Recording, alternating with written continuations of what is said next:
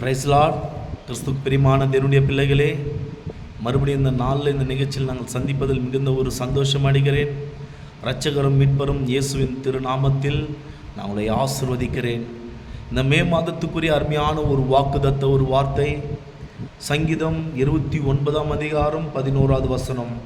கர்த்தர் தமது ஜனத்துக்கு பலன் கொடுப்பார், கர்த்தர் தமது ஜனத்துக்கு சமாதானம் அருளி அவர்களை ஆசிர்வதிப்பார்.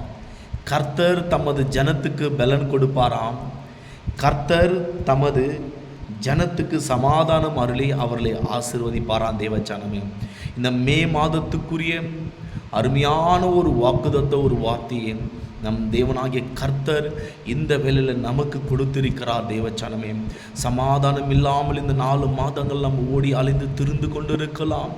நிம்மதியில்லாத ஒரு வாழ்க்கைக்குள்ளே நம்ம வாழ்ந்து பார்த்திங்கன்னா எந்த இடத்துல நமக்கு நிம்மதி கிடைக்கும் என்று தவித்து அழிந்து திரிந்து கொண்டு இருக்கலாம்.